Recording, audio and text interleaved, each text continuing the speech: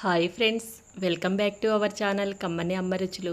ఈరోజు మనము చేసుకోబోయే రెసిపీ దొండకాయ ఉల్లికారం. దొండకాయతోనే ఎప్పుడు కూరే కాకుండా ఇలా ఒకసారి ట్రై చేసి టేస్ట్ చూడండి. మీకు నచ్చినట్లయితే ఇలా ఒకసారి చేసి టేస్ట్ చూడండి. ఈ వీడియో చూశాక నచ్చితే ఒక లైక్ చేయండి. మీరు కొత్తగా చూస్తున్న వారైతే సబ్స్క్రైబ్ చేసుకోండి. ఇక ఆలస్యం ఎందుకు, కిచెన్లోకి వెళ్దాము. దొండకాయలు పావు కేజీ, 3 మీడియం సైజు ఉల్లిపాయలను తీసుకున్నాను. ముందుగా స్టవ్ మీద బాండీ పెట్టుకొని కూరకు తగిన విధంగా ఆయిల్ వేసుకోవాలి. ఆయిల్ వేడయ్యాక దొండకాయ ముక్కలను ఇలా సన్నగా పొడవుగా కట్ చేసి పెట్టుకున్నాను. వీటిని వేసుకోవాలి. ఈ ఆయిల్లో పోపు గింజలు లాంటివి ఏమీ వేసుకోనవసరం లేదు.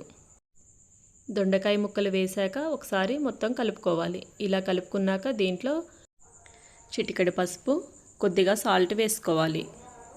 వేసుకొని మొత్తం ఒకసారి కలుపుకొని మూత పెట్టి ఒక 5 నుండి 10 నిమిషాల పాటు మూత తీసి మధ్య మధ్యలో కలుపుకుంటూ మగ్గించుకోవాలి. ఈ దొండకాయ ముక్కలు మగ్గేలోపు మనము ముందుగా కట్ చేసి పెట్టుకున్న ఉల్లిపాయ ముక్కలు ఉన్నాయి కదా, వీటిని మిక్సీ వేసుకుందాము. వీటిని మిక్సీ జార్లో వేసుకొని ఈ ముక్కలతో పాటే వెల్లుల్లి రెబ్బలు పొట్టు తీసినవి ఒక 3, నేను పెద్ద సైజు తీసుకుంటున్నాను కాబట్టి 3, చిన్నవైతే ఒక 4-5 వేసుకోవాలి.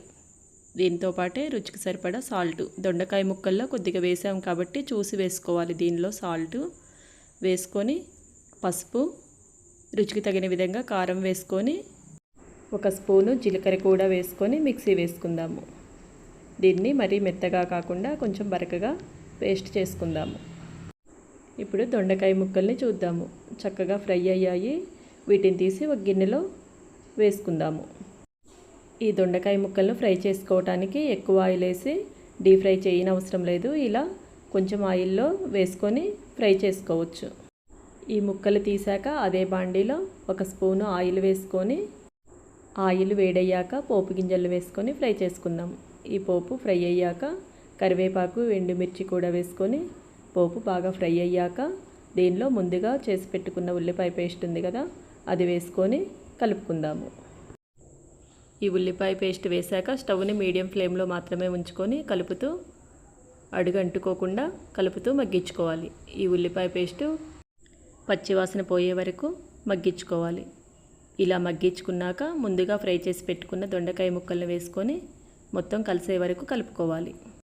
ఇలా మొత్తం మిక్స్ చేసుకున్నాక 1 స్పూను ధనియాల పౌడర్ వేసుకొని ఒకసారి కలుపుకొని స్టవ్ ఆఫ్ చేసుకుందాము. ఎంతో టేస్టీగా ఉండే దొండకాయ ఉల్లికారం రెడీ అయింది. ఈ కారము రైస్లోకి, చపాతీలోకి, రోటీలోకి కూడా చాలా బాగుంటుంది. వేడివేడి అన్నంలో ఈ కారం వేసుకొని నెయ్యి వడ్డించుకొని తిన్నామంటే టేస్ట్ అదిరిపోద్ది. మీరు కూడా ఈ దొండకాయ ఉల్లికారాన్ని ఒకసారి ట్రై చేసి టేస్ట్ చూడండి. టేస్ట్ అయితే సూపర్గా ఉంటుంది. Thank you for watching.